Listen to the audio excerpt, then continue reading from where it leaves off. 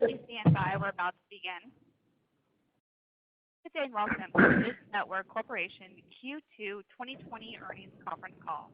Today's conference is being recorded. At this time, I'd like to turn the conference over to Mr. Jason Kaiser. Please go ahead. Thanks, Jennifer. Thanks for joining us, everybody. I'm joined today by Charlie Ergen, our chairman, Tom Cullen, EVP of Corporate Development, Eric Carlson, our CEO, Michael Schwimmer, our new president of Sling, Paul Orban, our CFO, and on the wireless side, we've got Stephen Bai, our Chief Commercial Officer, and for the first time, Dave Mayo, our EVP of Network Development. And finally, we've got Tim Messner, our General Counsel. Eric and Paul have some prepared remarks, but before we do that, Tim needs to do the safe harbor disclosure, so I'll turn it over to Tim. Yes, I do. Thank you, Jason. Good morning, everyone. Statements we make during this call that are not statements of historical fact constitute forward-looking statements that are subject to risks, uncertainties, and other factors that could cause actual results to differ materially from historical results and/or from our forecasts. We assume no responsibility for updating forward-looking statements. For more information, please refer to the risks, uncertainties, and other factors discussed in our SEC filings. As part of the process for FCC Auction 105, we filed an application to potentially participate as a bidder for those spectrum assets. Because of the FCC's anti-collusion rules, we're not able to discuss what, if any, spectrum resources we may intend to bid on, and we will not be answering any questions on that auction during today's call. With that, I'd like to turn it over to our CEO, Eric Carlson. Thank you, Tim, and welcome everyone to the call, to our analyst, media, and investor communities. I hope you're staying well during these tumultuous times. And I want to thank you for being with us today. Before I share a few observations on the quarter, I'd like to take a moment to recognize the entire DISH team and thank each and every individual here for their dedication. I'm certainly proud of the job our team has done in responding to the COVID-19 crisis. Now, I'd like to highlight a few items across our business units. In wireless, we continue to make progress building the nation's first O-RAN-compliant 5G network. And since the last call, we've named several key vendors, including Altiostar, Open RAN, Mavenir, Fujitsu, and VMware. Charlie and Tom are with us today and are available to talk progress on our wireless efforts. Now, with regard to the quarter, DISH TV performed well, with gross activations of 268,000. From quarter to quarter, we actually increased by 5,000 subscribers. The crisis has impacted customers' willingness to open direct mail, marketing, and allow for in-home technicians into their homes. And as a result, we controlled costs and reduced marketing expenditures, and our gross new TV subscribers did decrease. Our DISH TV strategy has been anchored to acquiring and retaining long-term profitable customers. For the past 4 or 5 years, we've focused on a more rural and higher credit subscriber base, and we remain committed to that path. We saw a DISH TV net subscriber loss of only 40,000. Our lower losses are primarily the result of a lower churn rate due to COVID-19, partially offset by lower gross new additions with the DISH TV subscriber base. And Paul's going to have more detail on this in a moment. Turning to Sling, in the quarter we lost approximately 56,000 subscribers, and this is disappointing. The decrease in net Sling TV subscriber additions was primarily related to lower Sling TV subscriber activations, a bit of increased competition, and delays and cancellations of sporting events as a result of COVID-19. For both DISH and Sling, while the pace of activations has slowed, we did adjust our marketing and brought more value to customers at an important time by delivering more content and free previews with the help of our programming partners. And as always, we're focused on providing an excellent and safe customer experience. Throughout the pandemic, we've seen customers' usage of our products increase. We're pleased to see the additional engagements of the excellent Hopper experience that platform delivers, including on-demand apps and DISH Anywhere capabilities. And that said, while news coverage was up, the loss of sports changed the viewing equation significantly.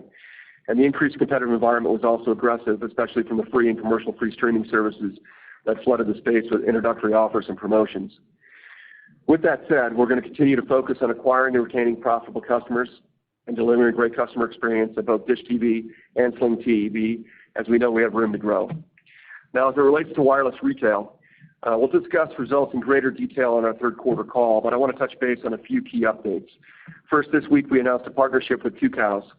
We acquired T-Mobile assets, including customer relationships and the brand, and we'll also engage with Tucows on technology services. Next, I want to thank our integration team for their effort over the last several months. Our Boost team has hit the ground running in serving our new customers and welcoming the Boost employees to the DISH family. Our approach to Boost reminds me of when we pivoted DISH TV that focus 4 or 5 years ago. And as I mentioned earlier, we implemented a more disciplined strategy in acquiring and retaining profitable customers, and that's exactly what we've begun to do with Boost. Our profitability is determined in part by what we pay to access the network. As most of you know, right now we're operating as an MVNO, much like a track phone. As we roll out our own network, we'll begin to benefit from owner economics, and that will drive profitability and allow us to be disruptive. In the meantime, we know we need to pivot the business. While we haven't yet had a full billing cycle, we're already beginning to focus on acquiring more profitable customers and providing a great customer experience. In closing, I want to express my gratitude again to the entire DISH team. A lot of extra work has gone into taking care of our customers, taking care of each other, and taking care of the communities that we serve. The efforts of the team have been commendable. With that, I'm going to turn it over to Paul for a little commentary on the numbers. Hey, thank you, Eric. Before we get into the quarterly results, I have 2 items I want to highlight. First, the impact of COVID-19 on our operations, and second, the closing of the Boost acquisition. As I mentioned in the first quarter, we have implemented a series of initiatives in our pay TV business to address the impact of COVID-19. We tightened our belt and put in place cost-cutting measures to slow the pace of OPEX and CAPEX. The benefits of this hard work are reflected in our quarterly results. As Eric alluded to, gross new activations were negatively impacted and churn was positively impacted by COVID-19. As discussed in Q1, since many commercial establishments are closed or running at reduced capacity, we put these accounts on pause or provided temporary rate relief. These accounts represent approximately 250,000 subscribers and were removed from our Q1 ending DISH TV subscriber count. During the second quarter, 45,000 of those subscribers restored service or had temporary rate relief end. These subscribers came back with minimal or no cost, and they were added to our ending subscriber count without being counted as a gross activation. Of the remaining commercial accounts that were removed, 17,000 of these accounts disconnected. We continue to expect the vast majority of the remaining commercial accounts to restore their service in the coming quarters. Combining the 45,000 subscribers discussed above with the 40,000 net subscriber loss related to the other accounts, DISH TV subscriber count increased by 5,000 during the quarter. The next item I'd like to discuss is Boost.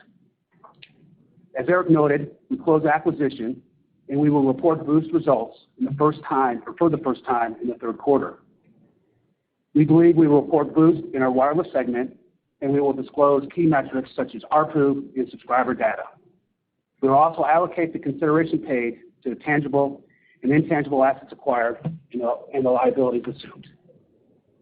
All right, now looking at our P&L, our operating income and EBITDA for the quarter are both up significantly compared to last year. Our revenue decreased due to a lower subscriber base, partially offset by higher pay TV ARPU. The increase in pay TV ARPU was driven by price increases at both DISH and Sling, and increases in premium and pay-per-view revenue. In addition, we had fewer commercial accounts during the quarter. Most commercial relationships are included in ARPU on an equivalent billing unit basis, which means that ARPU for these accounts is lower than residential subs.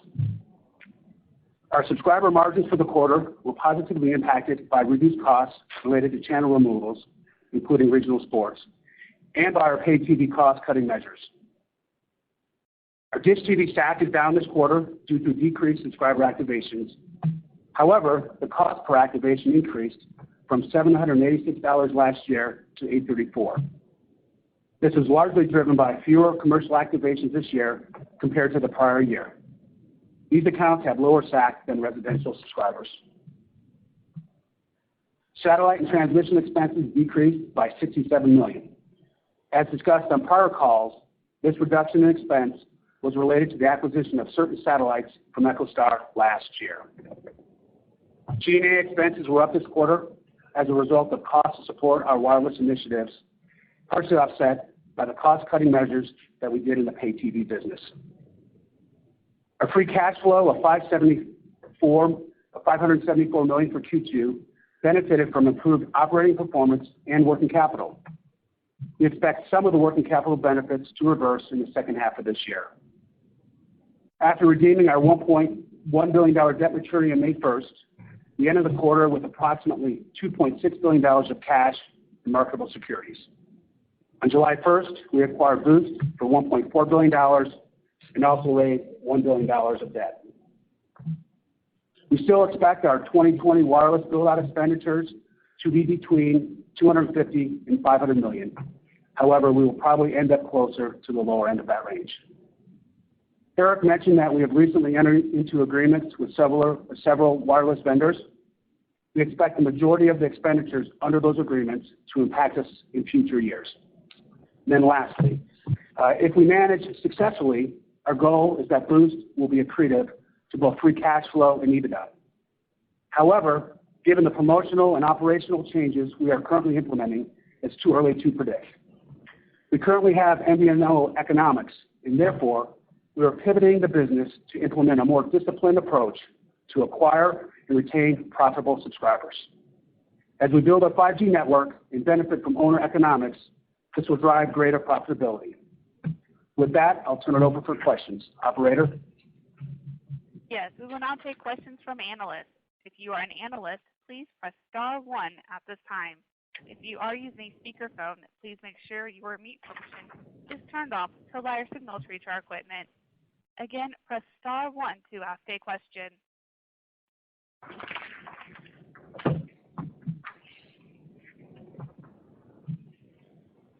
We'll go first to David Barden with Bank of America. Hey guys, thanks so much for taking the questions and welcome on board to Dave Mayo. I guess the first question would be just kind of coming back to this Boost acquisition. In the past, you guys have said that this business would have a track phone-like margin. Recognizing we're in the promotional season, would you stand by that assertion based on what you know over the past quarter? And then second, if I could, Charlie, I think you teased last quarter that this quarter you might have a little bit more kind of concrete information to share with us on the facilities they've built, and we've seen a lot of vendor announcements and obviously new people being brought on board. So if you could kind of give us an update on the status and where we are there, that'd be super helpful. Yeah, I didn't quite catch all the second half, but on Boost, I would say that first of all, we don't even have a full month of our billing information since we paid T-Mobile for the network. So we are flying a little bit blind here, and John Seringa, who's running that business, is we gave him a day off, which we normally don't do, but given his success and the hard work that it was to put that all together and get that closed on July 1st, it was deserving. So we'll have a lot of information on that next quarter because we'll actually have financials. I would say it this way: the margins will be low in the MVNO business until you get owner economics with your own network, and then the margins are quite good. So we have to pivot that business. The big thing that the street needs to understand is we have to pivot that business. Sprint ran that without a P&L, so Sprint ran that business really on a contribution margin basis because they own the network, and the network had excess capacity, so there was no network charge. Internally for them, we have to pay T-Mobile for the network, so we have to run it a little bit different. So obviously, some customers that were very good customers for Sprint potentially aren't good customers for us. And so there's going to be some cleanup there in terms of, and then we're a little bit more conservative on how we account for things, so we'll have a little bit of cleanup there that we'll go through, and we'll try to get all that done in the first quarter rather than wait. So we'll have to wait and see. But you mean in the current quarter? In this quarter, yes. But I think as Paul said, our goal would be that we're at least $1 positive in EBITDA and cash flow, right? And then obviously if we do better than that, that's great. And as we build our own network out, obviously we expect that to be materially higher. An update on Dish and where Dish is. We're making very steady progress on our build out of our network. You saw a few vendor announcements. Where probably the most important thing is we're committed to the O-RAN architecture. We're the only company in the United States that we know of that's doing that. For a clean sheet of paper, we're able to do that. Fujitsu is our first radio partner in that. They obviously are a very respected radio manufacturer in Japan, and we're excited to have them on board to build radios. We are working with other radio vendors too. There's a lot of excitement about O-RAN radios and the path that will go down there. And obviously Mavenir and Altiostar both are doing some of the software for some of the baseband distribution units. So, and then we added VMware, which really allows us to stitch together the cloud. So everything that we're doing is things like Kubernetes, which is a buzzword for containers and microservices. But when you put all that together, you got to make it work, and you got to make it work on different cloud providers and private clouds. And VMware allows us to horizontally go across the stack and stitch that stuff together. So, and you know, the way we look at partnerships, VMware has done a lot of work for us already, even before we signed the contract with them. They're learning a lot about telco and O-RAN, and so they're getting a real R&D sandbox to play in, and they're making our business better, and we're making their business better. So it's a really good win-win for both companies, and they've been a tremendous vendor even before we signed a contract with them. So, you know, the big picture thing is there's nothing that stops us from building really the best network in the United States. There's no law of physics. There's no law of physics. There's no technology that really has to change. It's really execution. It's really execution risk for us and our vendors to make it happen. But we're not reinventing science. We're not reinventing anything. We're just taking really good cloud providers and software providers and making what has been a very clunky, hardware-centric, highly operational cost environment, very similar to data centers 20 or 30 years ago, and we're turning that, you know, we're going to make that into a modern network. So everything exists to do that, and you know, we're just going to go do it. We don't spend a lot of time talking about it externally because everybody's going to be skeptical up until we light it up, and then people will have their opinion about it. So that's what we're going to do. I also would be remiss. I wanted to congratulate Eric Carlson. This is his 25th anniversary at DISH today, and he started out in a pretty entry-level position up in Chicago 25 years ago, and has taken up more and more responsibility. He's been running and doing an incredible job for us for the last 3 or 4 years as the CEO of DISH. And so congratulations, Eric, and a job well done. And it's been fun to watch you grow over the last 25 years. Thank you, Charlie.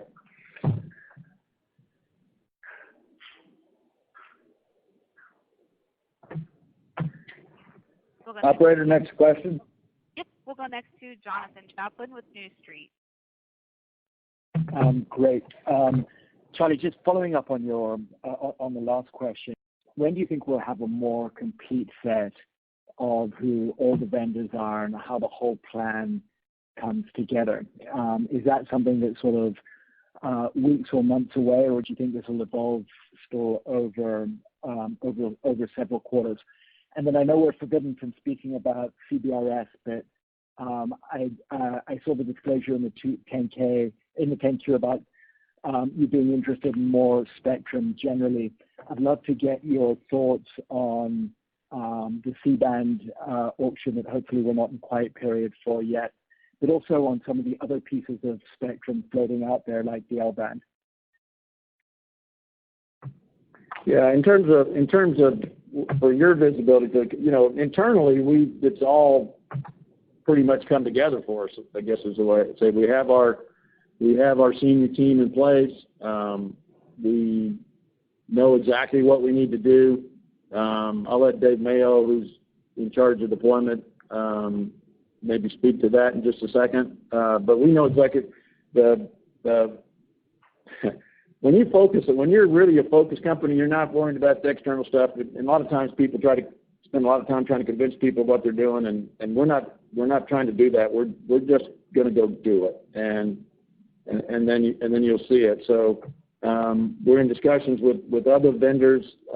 Obviously, there are more that we need to help us to get to where we need to go. And they have to share the vision. We're uncompromising that they have to share the vision and take some risk with us to get there. And there are many companies. We've narrowed. We had about over 100 companies that have responded to RFPs. We're down to usually 2 or 3 potential vendors for each category that we have left. It is a focus where we'd like to pick best-in-class vendors where they share the vision with us. And if they don't share the vision with us, then, we move on. But I can tell you the people we're talking to today all do. I think the people on the inside of technology and the inside of where networks can go who don't have a legacy. So when you have legacy and you can't do something, obviously you might have a different opinion. You rationalize that maybe something doesn't make sense. But for people who don't have legacy, I think it will become clearer to people that the direction we're going is dramatic and it's a paradigm shift and way telco networks are built. And with that, and then in terms of I can't talk about the CBRS auction. I think that's in a quiet period. We historically have looked at every auction in case there's an opportunity there. We've looked at every piece of spectrum in case there's an opportunity there. Obviously, we would be challenged from a balance sheet perspective. We're obviously cognizant of that. We piece together the kind of spectrum portfolio that you need to compete in a modern network, and we'll continue to look for opportunity there now and in the future. With that, Dave, maybe just a little bit on deployment. Yeah, sure. Thanks, Charlie. And Jonathan, thanks for the question. So our approach really is to vector ourselves towards the 70% milestone that must be completed by June of 23. And in order to do that, we're building a field-based organization to help us with the rollout. And that's kind of really top of mind right now. We're also about midway through completing RF designs for all the markets, having conversations with the tower companies, both at a national level, the big 3, and as well as the second-tier tower vendors in order to build a portfolio of choices. And we think we're in a great shape there. And it's pretty exciting what we're seeing in terms of co-location rates. They're very, very high, and there's lots of choices. In terms of field service vendors to help us get some of the more mundane, detailed work done in the field, there's lots of choices, and the team has done a really good job of building a portfolio of selection on a market-by-market basis that we'll use to help us deploy the network. Got it. Thank you. Hey, by the way, this is Charlie. I might just add, just so you have a good sense of timing, we don't get radios and scale till the second half of next year because obviously we're building a different kind of radio with ORAN. So some of the incumbent vendors weren't able to or couldn't or wouldn't participate in that kind of development. But Dave and team will be ready to go when the radios come in to start climbing towers. So that's the getting the supply chain and radios is the longest pole in the tent for us right now.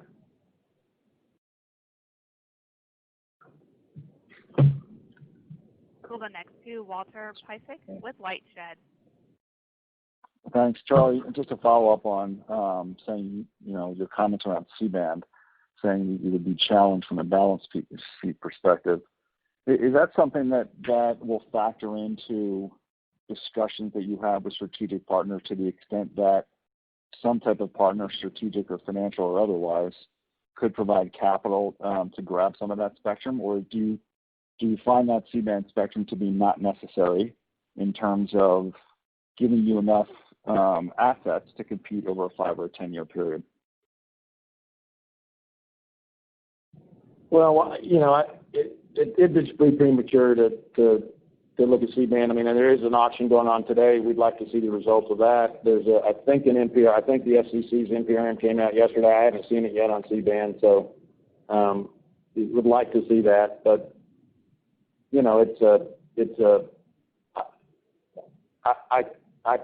it's certainly a good band. It certainly is one that we have spent time with overseas and played with.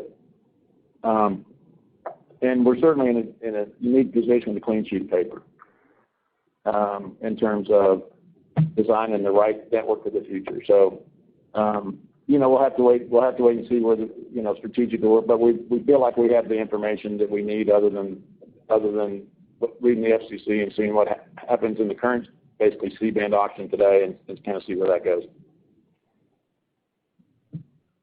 Okay, and then I'm sorry that's a non-answer answer, but even if I knew what I was going to go and tell you. Okay, I was going to ask you another one on ORAN, but I don't want to dominate the call like some analysts do, so I'll let Rich hop on with a quick one. But maybe I'll follow up afterwards. Go for it, Rich. Just quickly, Charlie. We've seen basically every single media company, legacy media company, basically jump head into streaming, from Peacock to HBO Max. Viacom put all of their network brands up on All Access, and they're calling it sort of a super store or a super service that's going to relaunch early next year. With so much of the content on streaming now, and everyone putting all of their exciting stuff, and ESPN putting sports on ESPN Plus, is there any point where you ever expect to actually have rate reductions? Like, will we start seeing you pay less? I know you just did a deal with Viacom that I think surprised a lot of people, but are rates ever going down, or you're just going to pay more even as content moves away from the bundle that you're paying for? Well, it's a good question. I think that the rates should come down, and I think that when we look at a couple things, but we look at we obviously look at how much people watch something, and we watch the cost per hour as a simple example, and we see those trends declining for a lot of people in the industry. And the second thing you look at is the product available somewhere else? And if that product is available somewhere else, obviously, then the value to us, because at that point, as an industry, we're not exclusive, that value goes down. And I think we approach it financially. We look at it and when we make decisions based on the fact that how much it's going to cost us, how many customers we think will lose as a result of that, versus how much money we'll save.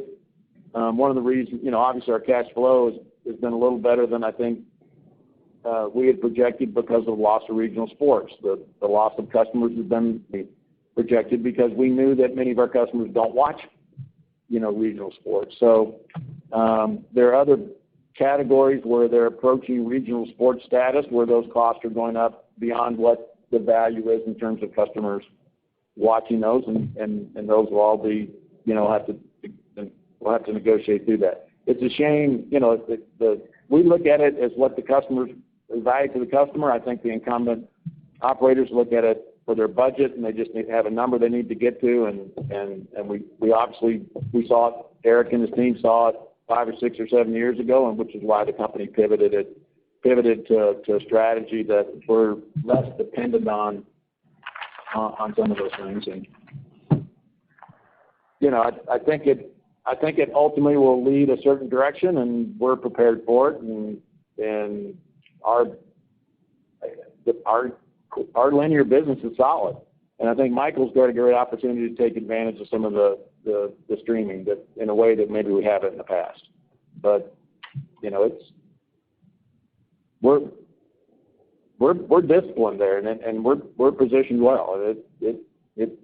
Maybe the trend will change, and I'm surprised it hasn't gotten worse for us. But so far, it's we're doing well there.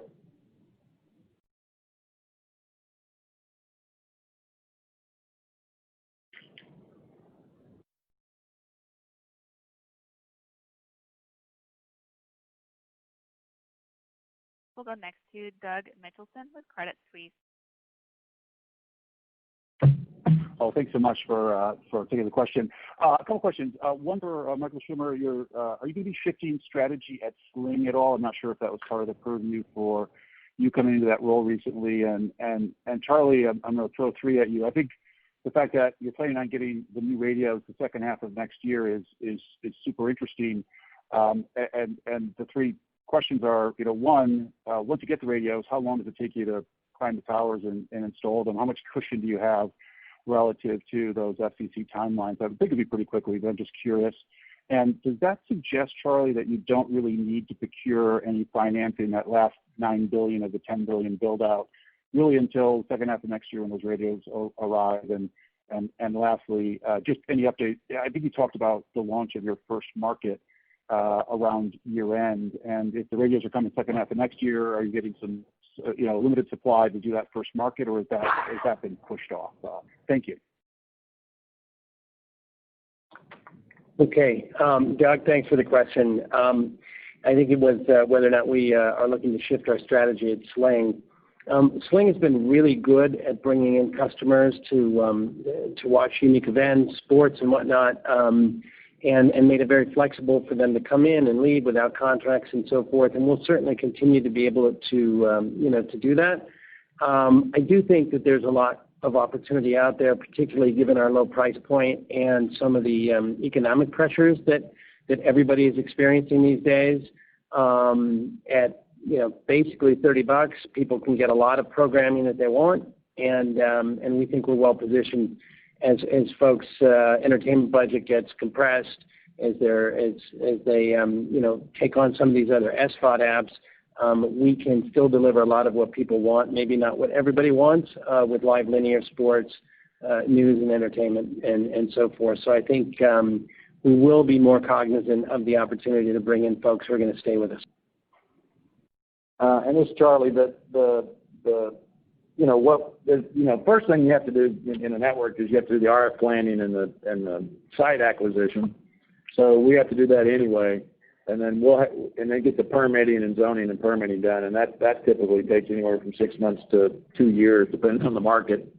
And that's in progress in place today. And then, assuming we execute on supply chain management and so forth as the radios come in, we will strategically. I think Dave would like to build out. I need to comment on this, but we have critical mass for a city. We won't build a city piecemeal. We'll have critical mass to build all those towers in that particular city at one time. Radios will be there, permits will be there, leases will be there for the towers, and then it's a task of climbing the tower, installing the radios and antenna, and hooking up everything to make it work. So we have a simpler radio design. We have a simpler antenna design than traditionally you've seen from people. The total weight will be less. The cabling will be less. The amount of real estate we need at the site will be less. So it's another leapfrog in how you might design and deploy something. So we're hopeful that we can go pretty quickly once we get radios. And Dave, you may want to. Yeah, I think that's right, Charlie. And I just pile on and say, Doug, that as I mentioned earlier, we're vectoring towards that 70% objective and really getting the early stage activities, albeit design work and site acquisition work, done across that whole suite of markets, with the expectation that there'll be markets that are much easier from a site ac and a zoning perspective, mostly smaller, small second and third tier markets that we can light up much earlier in order to achieve that 20% threshold. That's 1 year, 9 months, and 27 days away. 23 days away. I stand corrected. So, Charlie, am I thinking about it right that there's really no financing needs until second half of next year, or perhaps even a little bit after that? Yeah, I mean, for our build out, I think we ended up with. I think I heard a couple $1 billion we have on the balance sheet today. So, 2.6. I think we don't anticipate that we would spend that much money between now and next year, but we'll see. And sorry, lastly, just that first market, are you still planning on launching a market this year, or is that pushed out? We haven't given up on doing that. We're waiting on prototype radios, and we hope that we'll still have a market up this year. All right, thanks so much. We'll go next to Bill Cusick with J.P. Morgan. Hey guys, thanks. Charlie, thinking about the RDOF auction, headlines from cable companies going deeper into rural areas, and the federal discussion on universal broadband, how do you think it impacts the addressable market for satellite video over time? And with fiber and wireless, does the long-term TAM of satellite broadband look similar to that satellite video market as well? The addressable market. You'll have to answer the second. I didn't hear the second part. The first part, the addressable market for satellite broadband, given the RDOF. Well, I mean, I think since I was on the EchoStar I think they have a little over 1.2 million subscribers in the United States. That their capacity is full. There's excess demand. Viasat, I think, reported today around 600,000 subscribers. So the market is 1.8 million today in the United States for satellite broadband. That will get challenged as people build up more in rural America, but the market could use a lot more capacity than it has today. So because I can't speak for Viasat, but I know EchoStar is full. There's new generation. I think what's going to happen is that as new generation satellites come on, speeds will go up and people will use more. But I think there's a solid group of people in rural America that and small businesses and people for backup, and then things like aeronautical and other uses. And then for us, satellite, we look at it, or Dave looks at it. I'll speak for Dave. We look at it in a lot of rural areas. We believe there's broadband, there's wireless backup. So we think there's we don't see that going away. We've seen that maintaining it being a profitable business. And even though the amount of people getting access to high-speed broadband through a cable, or perhaps fixed wireless, will go up. And obviously, one of the ways it's going to go up is because wireless carriers will have the ability to do fixed wireless or even mobile wireless and to compete against some of the cable companies in the future, because 5G is just going to have a lot more capacity out there. So that's going to be an interesting development to see how that goes. And we haven't seen much of an impact from the millimeter wave stuff yet. I would anticipate that the lower frequencies, people will move to the lower frequencies. Ultimately, they'll maybe pivot strategies and maybe have a different story next year because the economics are better. And that's a great place for us. I mean, as a company, we have very good skill sets in satellite. We have very good skill sets in video.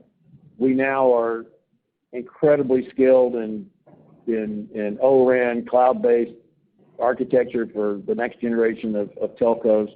So we're unique in that sense. And the focus is how do you put those assets together to have good services that consumers and businesses and enterprises will pay for, because we get a return on our investment. And obviously, we have a huge investment in telco today, as we do in satellite and video. But obviously, telco dwarfs that today.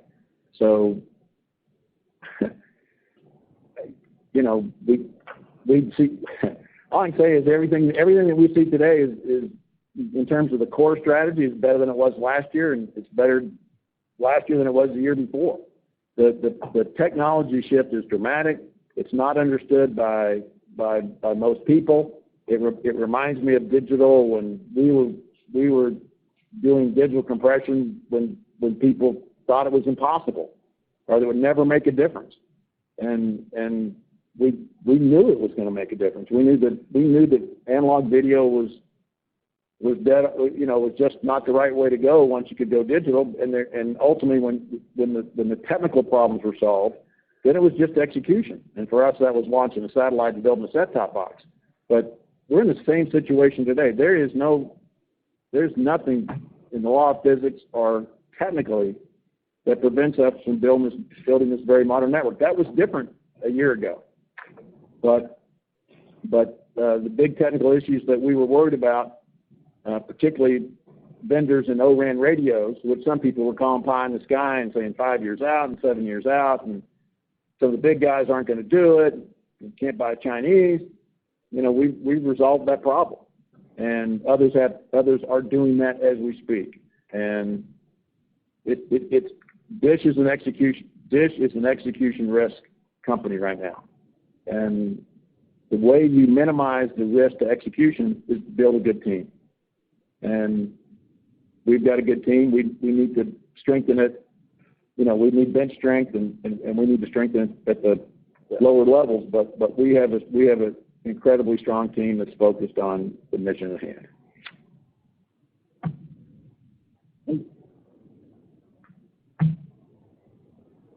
We'll go next to John Hodulik with UBS.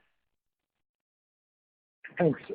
Charlie, maybe just on back to wireless strategy. First, on the prepaid side, it sounds like you're focusing on profitability with while you have MVNO economics. I guess, should we assume that you guys will be less focused on customer acquisition, and as a result, we may even see prepaid subs decline until you get the network built out?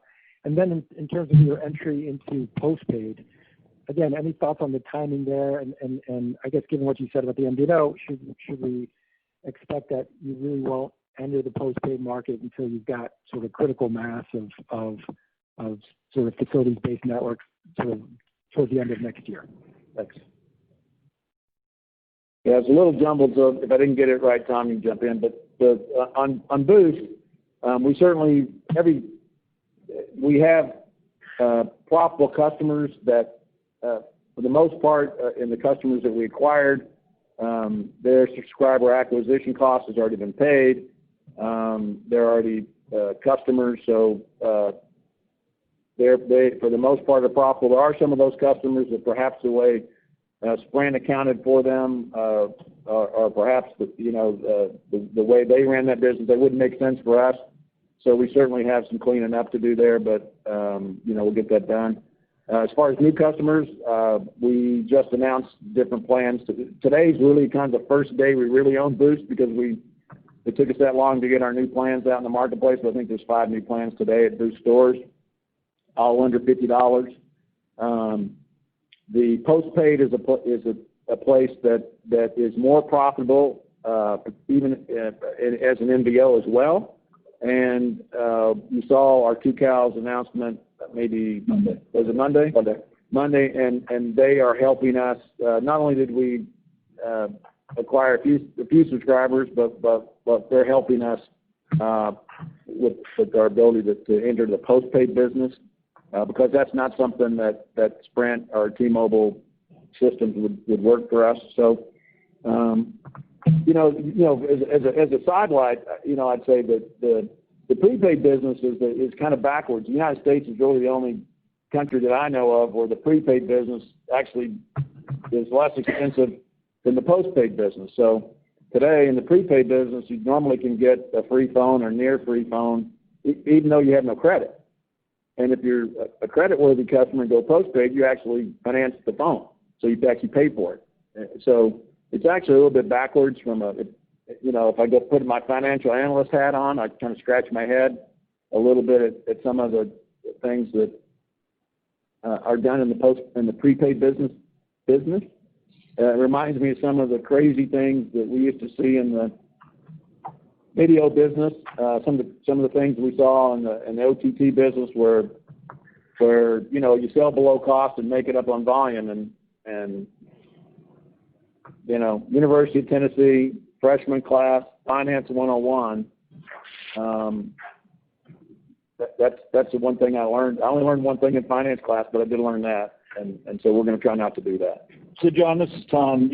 So to Charlie's point, that the silliness of some of the activity that goes on in prepaid is the discipline that Eric referenced that we're going to be injecting into Boost. But your question was really around wireless strategy in general, and we don't view our opportunity as only prepaid and postpaid. There's a huge wholesale opportunity as we open up a market and unleash 100 megahertz of mid and low band spectrum. We're going to have so much more capacity than we need for pre and postpaid.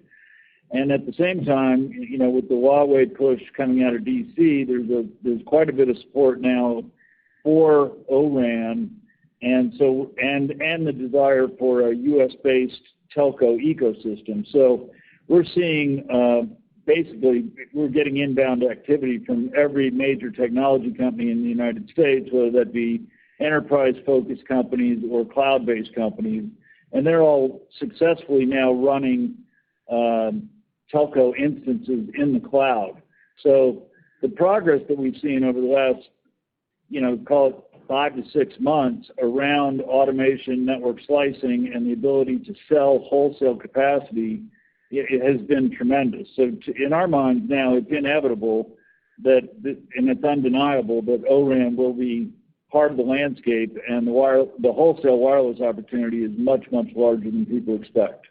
Yeah, and I think, just as I think as we pivoted to rural 5 years ago, and obviously our subscriber counts went down, and we got chastised for not growing our sub base, but we grew our sub base where it counted. And the same thing's but we went where, there was, a solid base. What's going to happen here? We're not just about handsets, as most of the incumbents are. That's going to be a very competitive market. But the fact that an enterprise could have a slice of our network and be able to have their own data and their own security and look like their own network, that is going to be, for a while, that's going to be one of a kind. And there are going to be companies that are going to get a huge return on investment to be part of our network, because we're going to make with the data and the ability to connect, we're going to help them improve their business or their product in a way that they just can't do today. And that will become more evident, I think, to people over the coming years. So, operator, we probably have time for one more call from the analyst community. We will now take our final question from the analyst community from Brian Kraft with Deutsche Bank.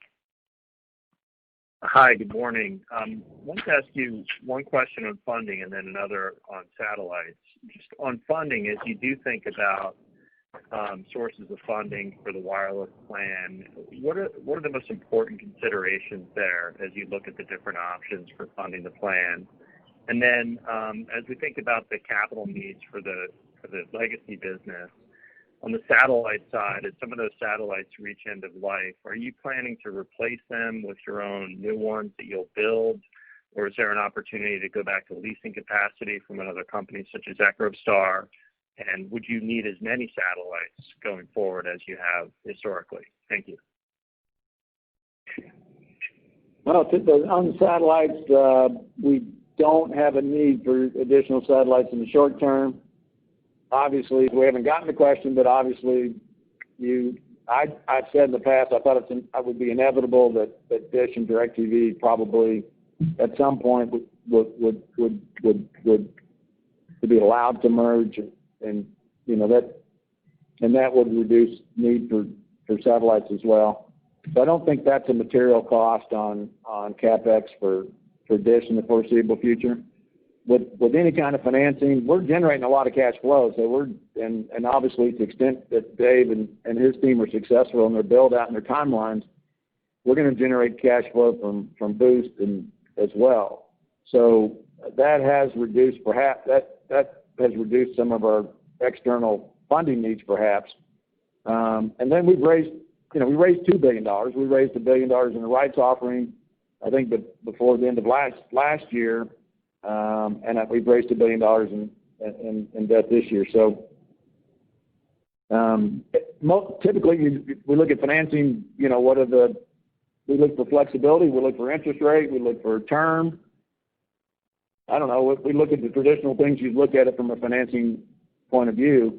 So a lot of what we're doing, is infrastructure. So that's a whole different set of financing opportunities for us because we're building real assets you can touch and feel and spectrum. They're not making any more spectrum anymore, so they are printing money, but they're not making spectrum. So Brian, this is Tom. I think what we're saying is we'll be opportunistic if needed, but right now, given our cash position and the build-out timing, we don't see any imminent need. The second thing that we're seeing that we're encouraged by is the promise of O-RAN in actually lowering the capital costs of deployment. We're seeing, because you're able to break apart the proprietary traditional system, we're getting radio pricing that is a fraction of what a typical radio historically has cost. That's one area.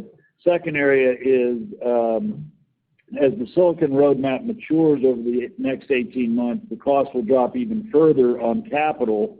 And then on the OpEx side, as you're seeing orchestration becoming more mature in, for instance, with VMware, that's part of the solution that we negotiated with them, but the orchestration layer has an opportunity to significantly lower traditional OpEx associated with wireless.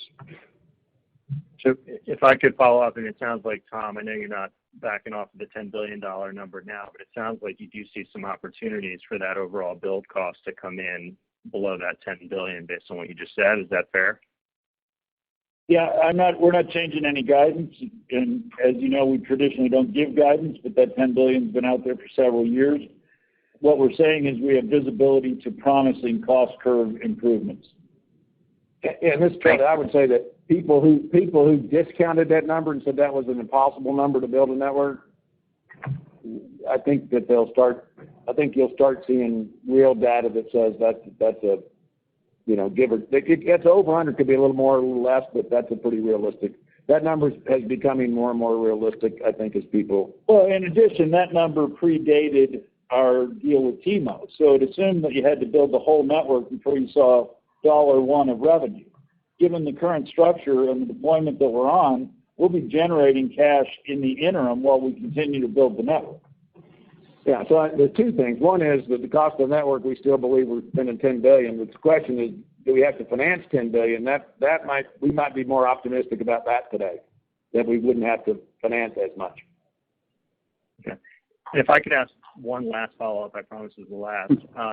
Is there a tower count that you would share that corresponds with getting to the 70% coverage in 3 years?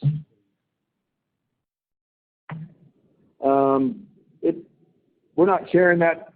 We're not sharing the exact tower count, but we're not really trying to hide the ball there. It is, you can. I guess we run the math. We'd say, how many people can we cover with the tower, and you kind of run that math, and you get to 70% population, and our total network build is in the 50,000 tower macro tower range, and to cover 70%, it's a fraction of that. Yeah, as you know, our FCC commitment is 15,000 towers, and it's probably, slightly more than that. Yeah, we know we're building a minimum of 15,000, but we believe it takes a little bit more than that to cover 70%. Is that fair? Yep. And we'll give you more guidance on that as Dave and team have the, as we get side counts. And we have to decide just how dense we make the network as well. So that's a piece of it. All right. Thank you very much. All right, operator, we'll head to the media now. We will now take questions from members of the media. Again, if you are a member of the media and would like to ask a question, please press *1 now to enter the queue to ask a question. Our first media question comes from Scott Morantz with Bloomberg. Hi, thanks. Wireless question, obviously. There's a lot of discussion about wanting to get rid of unprofitable Boost customers. You also have some aggressive offers in the market. Just wondering, if you start with 9 million customers with the acquisition of Boost, where do you end the year? Are you going to be up or down from there? We don't know. I think we said earlier, there's some cleanup on the approximately 9 million Boost customers, certainly cleanup there for customers that we might count a different way or might be an unprofitable customer when you pay for the network. The second thing is as we add customers, we want to add customers that only add customers that are potentially profitable. We don't want to add customers that we would lose for just to have a number for Wall Street. So we're going to be disciplined about the way we do it. Having said all that, right, rather than look at it from a subscriber count point of view, we look at from a financial point of view where we would like to be at least $1 positive, $1 EBITDA positive, $1 cash flow positive. And then as we get owner economics from our own network, that obviously shifts to much more profitable, and we'd be obviously more aggressive in trying to attain new customers. So sorry, that's kind of a non-answer answer in terms of the number. But it is an answer for profitability. I hear you. Good luck sticking with that metric. I didn't hear that. I couldn't hear you. Good luck with that metric. Oh, okay. Next question. We'll go next to Drew Fitzgerald with Wall Street Journal. Yeah, two questions if I can. First, you mentioned that you still think, or past tense, that you had thought that Dish and DirecTV, the DBS businesses, would eventually be allowed to merge. Kind of the best inevitability. Do you still hold that view? And then second, there are a couple companies that are going into the low Earth orbit business with very low latency satellites that might address some of the business customers that you're targeting with your 5G network. Just wondering if those plans are successful, how does that affect the economics of what you're trying to do with the 5G network? Yeah, I mean, I still think Dish and DirecTV will be inevitable. I would, you know, could that be a month from now or 10 years from now? That I don't know. As far as low latency satellites, we're certainly aware of the plans. I mean, obviously I'm on the board of EchoStar. They've potentially invested some more in OneWeb. We certainly understand what Starlink and perhaps what Telesat and others it might be doing. We see that any new technology where you can connect things and provide the information, we see that as in general positive. And we think that a lot of the assets that we have in place, including geosynchronous satellites, but also terrestrial markets, they play together because I think consumers and businesses are going to continue to consume more and more data, and there's going to be more and more demand for data, and there's going to be demand for lower latency. The satellites will never approach the latency that we're going to be able to get with a modern network. So there's always going to be a latency advantage. You're not going to do gaming and things like that, in my opinion, through satellite. You're not going to do, you know, so a lot of things, you're not going to do industrial production and things like that through higher latency satellites, but they all work together because not every need justifies the expense of low latency. And so for us, we'll try to provide the solutions to our customers that are best for them. If you're a customer that uses 1 gig a month, we'll have a plan for you. If you're a customer who uses 100 gigs a month, we'll have a plan for you. If you need low latency, we'll have a plan for you. If that's not a factor, we'll have a plan for you. And we're a unique company that we actually technically understand most of those things. And again, we're pretty good at satellite. We're pretty good at video. We're getting really good at 5G Open RAN architecture wireless.